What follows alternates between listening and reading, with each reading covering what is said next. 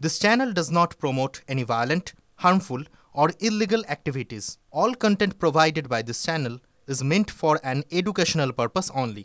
আর উদ্বেগ নিয়ে আজকে শুরু হয়ে গিয়েছে বাংলার ঘরে ঘরে এসআর ভোটারদের বাড়ি পৌঁছে যাচ্ছেন বিএলওরা, এনুমারেশন ফর্ম দিচ্ছেন, কোন কলাম পূরণ করতে হবে, কি কি লিখতে হবে, অর্থাৎ নিজের নাম, বাবা মায়ের নাম, জন্ম তারিখ, আধার কার্ড, ভোটার কার্ড, এই সমস্ত নাম্বার লিখতে হবে। আমাদের দুই প্রতিনিধি আছেন সায়ন্ত এবং হীরক। বাঁকুড়ার ছবি হীরক আমাদের সামনে তুলে ধরবে। প্রথমে সায়ন্তের কাছে যাব। সায়ন্ত, একটু জানাও যে আজকে বিএলওদের অভিজ্ঞতা এখনো পর্যন্ত কেমন?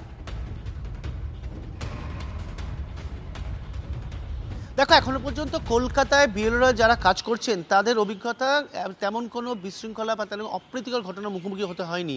আমি যে আবাসনে রয়েছি, অভিষিক্ত আবাসন, সেখানেও দুটি পার্টে মূলত বিএলও রয়েছেন এবং তারা বিভিন্ন ফ্ল্যাটে যাচ্ছেন, তাদের সঙ্গে কথা বলছেন। তুমি দেখতে পাচ্ছ এখানে যিনি বিএলও রয়েছেন তিনি যেহেতু এনুমারেশন যে ফর্ম সেটা খতিয়ে দেখছেন এবং এই পার্টে কারা কারা রয়েছেন তাদের সেই ফর্মগুলো বার করছেন এবং যারা সেই ফ্ল্যাটের বাসিন্দা তাদের কাছে শুধু দিচ্ছেনই না, তাদের যদি কোনো সাহায্য প্রয়োজন হয় তাহলে ফোন নাম্বার দেওয়া থাকছে, সেই ফর্মে বিএলও নম্বর দেওয়া থাকছে, তাকে যেন ফোন করা হয়। সেই বিস্তারিত বিষয়টি কিন্তু যারা ফ্ল্যাটের বাসিন্দা তাদেরকে বলছেন। আমি একবার যিনি আছেন বিএলও তার সঙ্গে আবার কথা বলে নেওয়ার চেষ্টা করব। ম্যাডাম, আজকে তো আপনি দীর্ঘক্ষণ ঘুরলেন, মূলত প্রথম দিন কি অভিজ্ঞতা হলো এবং কোন জায়গায় সমস্যা তৈরি হচ্ছে? প্রথম দিন এখনও পর্যন্ত খারাপ অভিজ্ঞতা কিছু হয়নি, সবাই ভালোভাবেই কোঅপারেট করেছেন, আমাদের বিএলএরাও আমাদের সঙ্গে কোঅপারেট করছেন। কিন্তু সমস্যা যেটা হচ্ছে, যেহেতু আমার এটা বেশি কমপ্লেক্স এরিয়া, বেশিরভাগ বাড়িতেই দুজনেই ওয়ার্কিং, বাড়িতে লোক থাকছে না, এটা একটা সমস্যা হচ্ছে যে আমাদের বারবার করে আসতে হবে। তাছাড়া তো অন্য কোনো সমস্যা। যখন থাকছে না সেখানে কি করছেন আপনারা?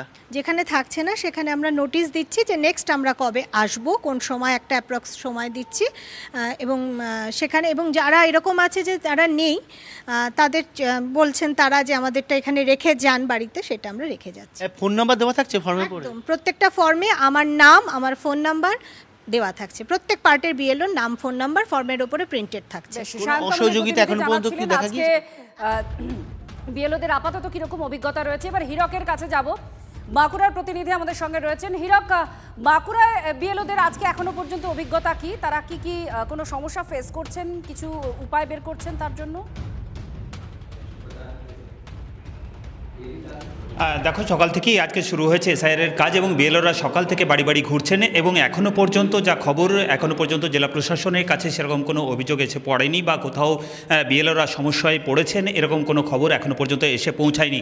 তবে সেই সকাল থেকে বিএলওরা যেমন বাড়িতে বাড়িতে ঘুরছেন, তার পাশাপাশি আরেকটা ছবি আমি দেখাতে চাইবো। আমি যে জায়গায় রয়েছি, অর্থাৎ এই মুহূর্তে তৃণমূলের বাঁকুড়া জেলা কার্যালয় তৃণমূল ভবনে রয়েছে এবং সেখানের ওয়ার রুমের ছবিটা তোমাকে দেখাতে চাইবো।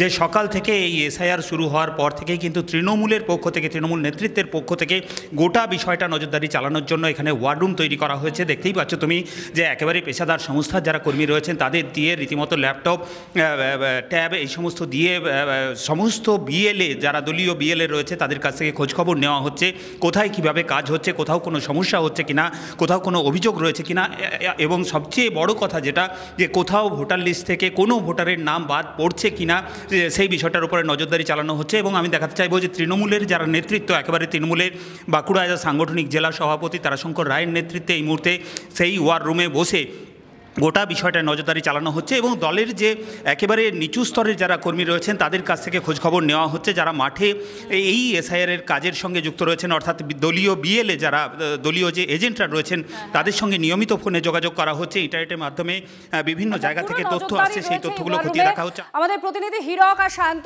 দুটো ছবি আপনাদের দেখালো। একদিকে আপনারা দেখলেন বিএলওরা তারা বাড়ি বাড়ি যাচ্ছেন, এনুমারেশন ফর্ম দিচ্ছেন, কোথাও যদি কেউ না থাকে তাহলে তারা তাদের যোগাযোগ নম্বর দিয়ে আসছেন, পরে আবার আসবেন এ কথা বলছেন। আবার দ্বিতীয়ত দলের তরফ থেকে যে নজরদারি, স্ক্যানিং চলবে এই নির্দেশ ছিল, সেই মতো ওয়ার রুম তৈরি হয়েছে তৃণমূল কংগ্রেসের বাঁকুড়ার।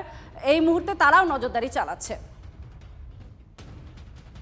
আর বাঁকুড়ার ছবি তো আপনারা দেখলেন, শহর কলকাতার ছবি আপনাদের কিছুটা আমরা দেখানোর চেষ্টা করছি, কিন্তু আমরা শিলিগুড়ির দিকেও একবার নজর রাখবো। শিলিগুড়িতে এই মুহূর্তে কি ছবি, কিভাবে সেখানে এই এসআইআর প্রক্রিয়া শুরু হয়েছে, বিএলওরা তারা কোনো সমস্যার সম্মুখীন হচ্ছে কিনা, সমস্তটা জানার চেষ্টা করবো। আমাদের প্রতিনিধি রয়েছে, তার সঙ্গে আমরা কথা বলবো। তবে তার আগে এই মুহূর্তে আমরা দিকে দিকে যে বিভিন্ন ছবি আসছে সেই ছবি দেখাচ্ছি। শিলিগুড়ি থেকে আমাদের প্রতিনিধি প্রসেনজিৎ আমাদের সঙ্গে রয়েছে। প্রসেনজিৎ, শিলিগুড়িতে এই মুহূর্তে প্রক্রিয়া কিভাবে চলছে, কতটা চলছে, বিএলওরা কি জানাচ্ছে?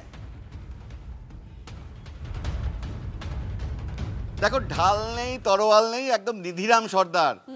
আমার পাশে যিনি আছেন তিনি বিএলও, মধ্য শান্তিনগর, শিলিগুড়ি লাগোয়া, জলপাইগুড়ি জেলার ডাবগ্রাম গ্রাম পঞ্চায়েত।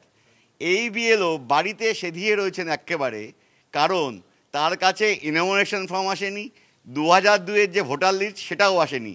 ভোটাররা ফোন করছেন, আর আমার এই পাশে তৃণমূলের তরফে যিনি বিএলএ, তিনি সকাল থেকে ঠায় এভাবে দাঁড়িয়ে আছেন কখন বিএলও কাজে বেরোবেন, কিন্তু বিএলওর কাছে ফর্মটাই তো নেই। ফলে বিএলও বেরিয়ে করবেনটা কি?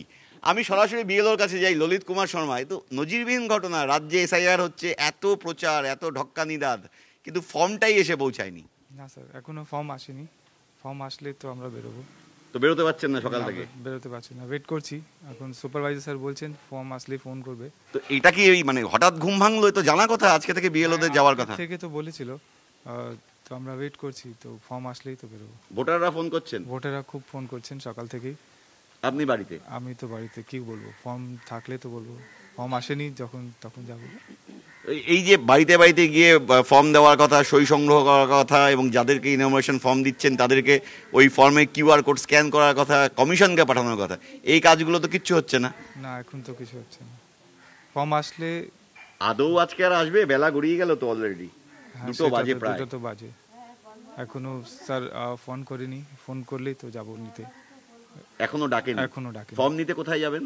আশিঘর গ্রাম পঞ্চায়েত। আর ফর্ম কোথা থেকে আসবে? বিডি অফিস, প্রায় 20-22 কিলোমিটার দূর থেকে। হ্যাঁ।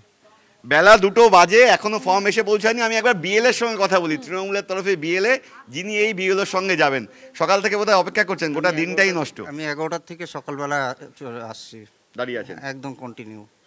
বিএলও বেরোচ্ছেন না, ওনার কাছে ফর্ম নিয়ে বাড়াবো কি করে? উনি তো বারবার একই কথা বলছেন। এত প্রচার, এত কিছু। সেটা তো এখন নির্বাচন কমিশনারের ব্যাপার। এটা নির্বাচন কমিশন এত কিছু করে যাচ্ছে, কিন্তু এই কাজগুলো কেন হচ্ছে, পিছিয়ে যাচ্ছে? সব মানুষ ফোন করছে। এই বিএলও না, পাশের বিএলওর কাছে আসেনি? আমাদের তিনটা পার্টের মধ্যেই কোনো বিএলওর কাছেই আসেনি ফর্ম। একদম শুনতেই পেলে এই আশেপাশে এলাকা। শিলিগুড়ি থেকে বাড়ি থেকেই বেরোতে পারেননি বিএলও, তাহলে কাজ কখন শুরু হবে? এখন অবধি তো কাজ আজকেই রয়েছে। সেরকম একটা সমস্যার ছবি তুলে ধরলেন আমাদের প্রতিনিধি প্রসেনজিৎ।